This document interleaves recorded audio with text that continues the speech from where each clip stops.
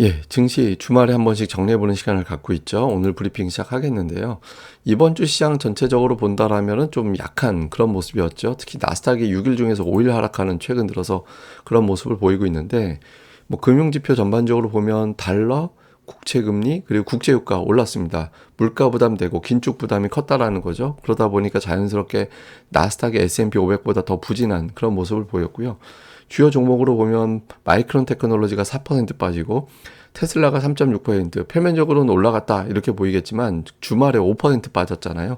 상승폭이 대폭 축소가 됐습니다. 이 이야기는 잠시 후에 제가 또 자세히 말씀을 드릴 거고, 유가 올라가다 보니까 에너지주들이 한동안 좀 지수 대비 소외받았었는데 이번 주에는 에너지주가 좀 강하게, 특히 이제 주말에 강하게 올라가는 그런 모습을 좀 보였습니다.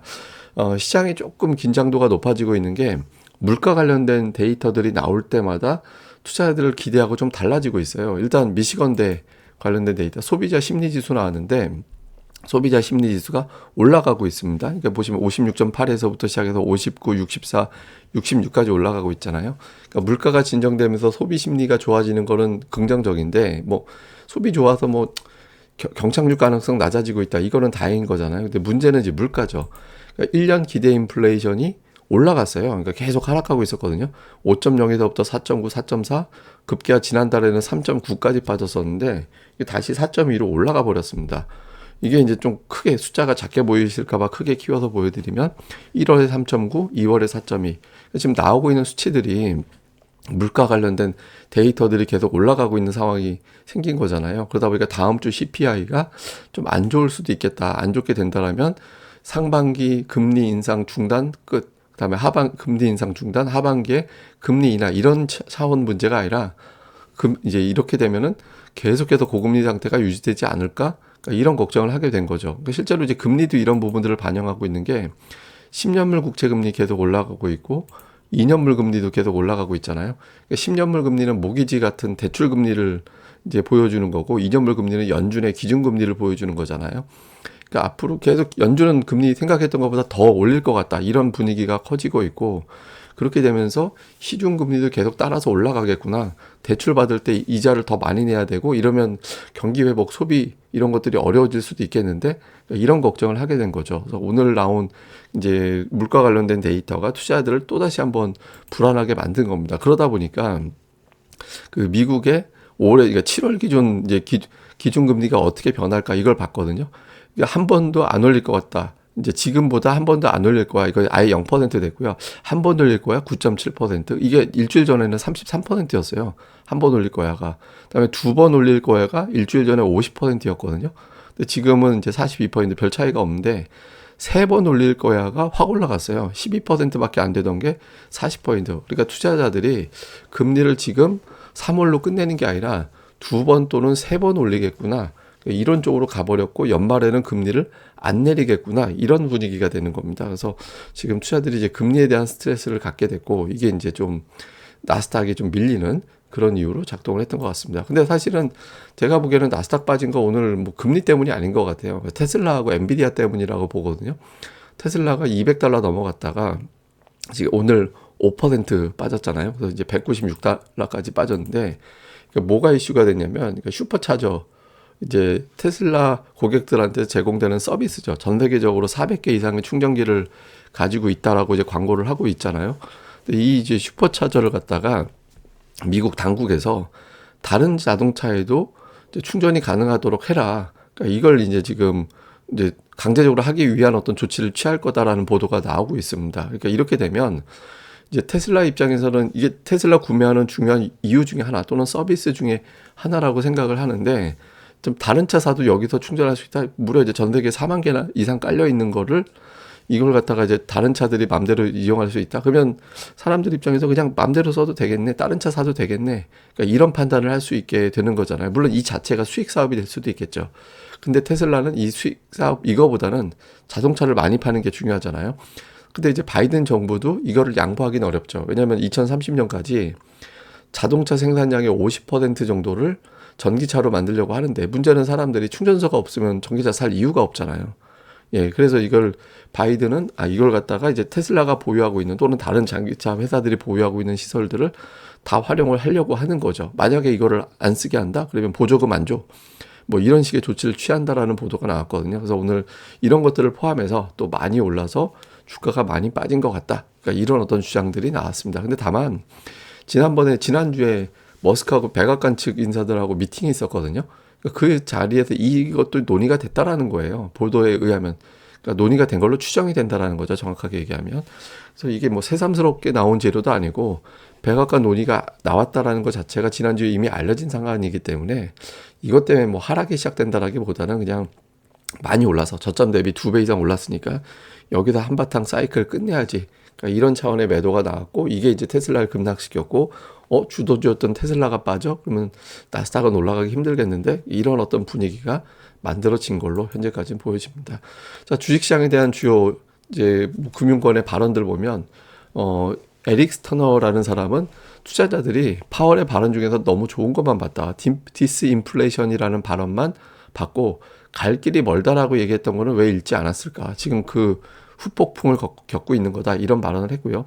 모하메드 엘 에리언이라는 사람, 알리안츠 소속인데 인플레이션 정점론은 대단히 위험한 생각이다. 그러니까 최근 주식시장이 하락을 해도 저점 매수 유입이 되지 않고 있지 않냐. 그러니까 사람들이 이제 인플레이션에 대한 부담을 다시 한번 느끼기 시작했다라는 거죠.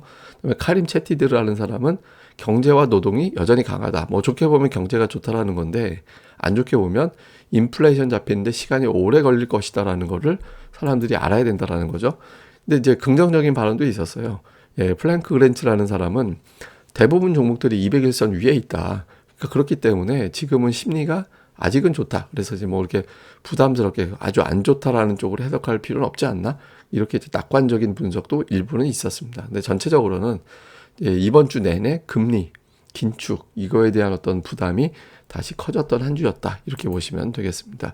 주요 종목으로는 이제 최근에 좀 사고 쳤던 구글, 오늘은 그렇게 크게 빠지진 않았습니다. 그러니까 알파벳이죠. 이틀 동안 이제 급락했다가 오늘은 좀 버티는 그런 모습이었고, 애플은 아예 플러스가 났습니다. 그러니까 뭐 AI고 뭐고 애플은 견조할 거야. 뭐 이런 어떤 분석이 나오면서 애플은 빠졌다가 이제 낙폭을 줄이는 그리고 플러스로 돌리는 그런 모습이 나왔고요. 그러니까 대번 에너지 일주일 내내 이제 좀 별 볼 일 없었는데 오늘 5% 넘게 올라가서 이번 주 4% 플러스 났다라고 말씀드렸잖아요. 오늘 하루의 상승이 주간 단위 플러스로 돌리는 그런 계기로 작동을 했습니다. 그러니까 WTI가 $80 근접하니까 여기에 대한 관심도가 높아진 거예요. 그래서 이제 WTI 등락에 따라서 이제 대번 에너지라든가 또는 이제 뭐 다른 가치주로 갈지 다시 이제 성장주 기술주로 갈지가 좀 가늠이 되겠죠. 그리고 이제 이번 주 증시 자금 동향을 보면 제가 이제 앞에 차트가 잘렸는데 어쨌든 업종으로 보면 뭐 이제 들어오는 업종 이제 나가는 업종이 있는데 글로벌 주식시장 자체로는 자금이 약간 이제 빠진 정도? 그 정도인데 미국 빼면 유입이에요. 미국이 자금이 빠져나가서 그렇고 전 세계적으로는 미국 빼놓고는 이제 관망하는 정도였고 그런데 신흥시장 쪽으로는 자금이 계속 들어오고 있거든요. 그래서 이게 이제 여기서 연두색으로 보시는 게 이게 신흥시장인데 오른쪽에 보는 게 약간 노란색기가 있는 게 이제 채권이고 근데 주식이든 채권이든 계속해서 자금이 들어오고 있습니다. 그래서 아시아 쪽에 대한 외국인 투자들의 매매는 크게 변화는 없다. 근데 미국 투자자들만 조금 신중해졌다. 이렇게 이제 보시면 될 것 같습니다. 주요 이슈 정리해 보면 미국은 단계별로 고용 서프라이즈, 연준 인사들의 발언, 오늘 나온 미시건대 기대 인플레이션 이런 것들이 이제 계속 3, 4일 간격으로 나오면서 투자자들이 조금 신중해진 그런 모습이 좀 있었고요. 그러면서 이제 미국의 CPI가 다음 주에 나올 텐데 전월 대비 0.5%포인트 올라갔을 것으로 보고 있거든요. 근데 이제 대신 전년 대비는 증가폭이 좀 둔화되는 걸로 나오고 있죠. 근데 예상치보다 더 높게 나오면 도대체 연준이 지금까지 무슨 짓을 한 거야? 이렇게 되면 연준에 대한 신뢰도가 깨질 수 있다라는 거죠. 그러면 되게 불안정해질 수 있거든요.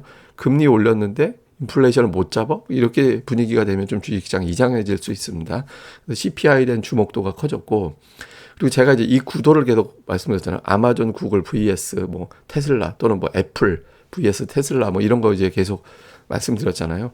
아마존, 구글이 제가 이제 그러면서 말씀드린 게 테슬라는 견조하고 아마존, 구글이 올라가는 빠지거나 이게 또 반대가 되거나 그런 거는 의미가 없고 다 좋아야 된다.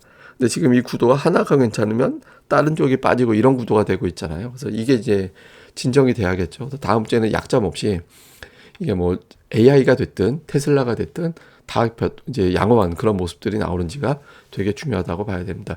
그리고 우리 증시는 그렇게 많이 빠질 것 같지는 않아요. MSCI 한국지수 0.4%, 야간 선물은 0.1% 정도 빠져서 주말에 미증시 영향을 그렇게 크게 받진 않고 뭐 주말에 나오는 재료 그대로 이제 우리 증시는 이제 뭐 반영을 할 것 같습니다. 그래서 주초에 우리 증시는 그냥 한 보합 정도 전후에서 출발을 해서 수급의 영향을 받을 것 같다. 이렇게 보시면 될 것 같습니다.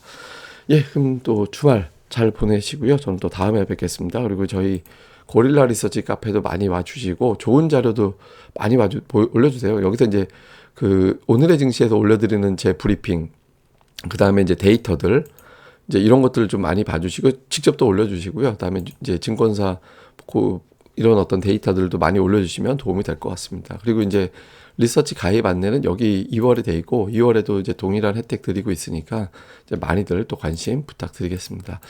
예, 그럼 감사합니다. 저는 다음에 뵙겠습니다. 그리고 이 방송 좋아요와 구독하기 꼭 좀 부탁드립니다. 특히 이제 구독하기 좀 많이 부탁드립니다. 감사합니다. 아, 좋아요. 예.